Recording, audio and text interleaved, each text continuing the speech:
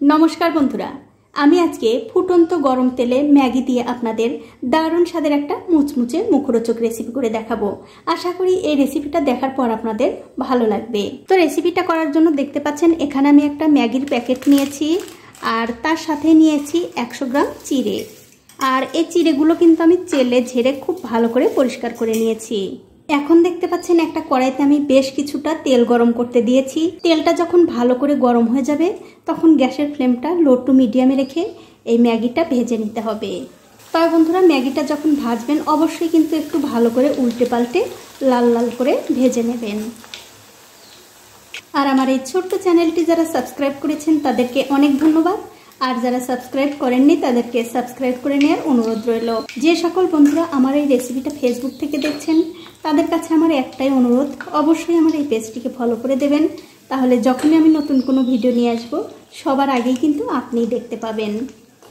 তো এই দেখুন বন্ধুরা, আপনাদের সঙ্গে কথা বলতে বলতেই কিন্তু আমার এই ম্যাগিটা খুব ভালো করে ভাজা হয়ে গেছে।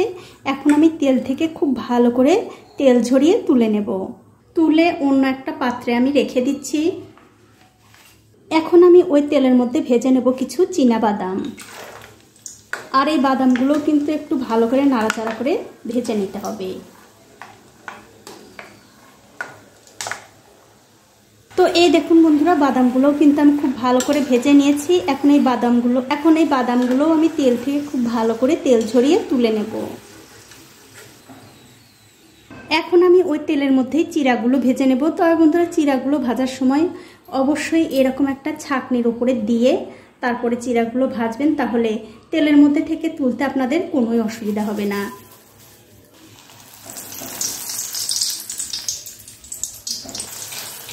দেখুন তেলের মধ্যে কিন্তু কত সুন্দরভাবে এই চিড়াগুলো ফুলে উঠলো, মানে ভেসে উঠলো। আর যখন আপনারা চিড়াগুলো ভাজবেন অবশ্যই কিন্তু গ্যাসের ফ্লেমটা লো টু মিডিয়ামে রাখবেন। গ্যাসের ফ্লেম বাড়িয়ে দিয়ে কিন্তু এই চিড়াগুলো ভাজবেন না, তাহলে কিন্তু পুড়ে যেতে পারে। দেখুন এই চিড়াগুলো কিন্তু খুব ভালো করে ভাজা হয়ে গেছে। এখন আমি তেল থেকে খুব ভালো করে তেল ঝরিয়ে তুলে নেব। তুলে অন্য একটা পাত্রে রেখে দিচ্ছি। আর এই একই রকম করে কিন্তু সবগুলো চিড়াই ভেজে নিতে হবে। দেখুন এই চিড়াগুলোও কিন্তু আমি খুব ভালো করে ভেজে নিয়েছি। আর এই চিড়াগুলোর থেকেও কিন্তু আমি খুব ভালো করে তেল ঝরিয়ে তুলে নেব। দেখুন সবগুলো চিড়া কিন্তু আমি একই রকম করে ভেজে নিলাম। এখন এই চিড়া ভাজাগুলো আমি কিছু মশলা দিয়ে মাখিয়ে নেব। তার জন্য আমি এই কাগজের মধ্যে থেকে গামলার মধ্যে ঢেলে নিচ্ছি। এবারে যে ম্যাগিটা আমি ভেজে রেখেছিলাম সেটা হাত দিয়ে খুব ভালো করে ভেঙে নিতে হবে। আর বন্ধুরা বৃষ্টির দিনে এই ম্যাগি আর চিড়ে ভাজা খেতে যে এত ভালো লাগে যা আপনাদের বলে বোঝানো যাবে না। অবশ্যই একদিন হলেও আপনারা বানিয়ে খেয়ে দেখতে পারেন। দেখুন ম্যাগিটা কিন্তু আমি খুব ভালো করে হাত দিয়ে ভেঙে নিলাম। এখন এর মধ্যে দিয়ে দিচ্ছি স্বাদ মতো বিট নুন আর সামান্য একটু শুকনো লঙ্কার গুঁড়ো। আপনাদের যদি ঝাল খেতে অসুবিধা হয় তাহলে এটা বাদ দিতে পারেন। তারপর দিয়ে দেব সেই বাদাম ভাজাগুলো। আর তার সাথেই এই ম্যাগি মশলাটা দিতে ভুলবেন না। এবারে সব কিছুর সঙ্গে এই চিড়েগুলো ভালো করে মাখিয়ে নিতে হবে। আপনারা চিড়ে ভাজা বাইরে থেকে কিনে না খেয়ে একদিন হলেও এরকম করে বানিয়ে খেয়ে দেখতে পারেন। দেখুন সব কিছু দিয়ে কিন্তু আমি খুব ভালো করে মাখিয়ে নিয়েছি।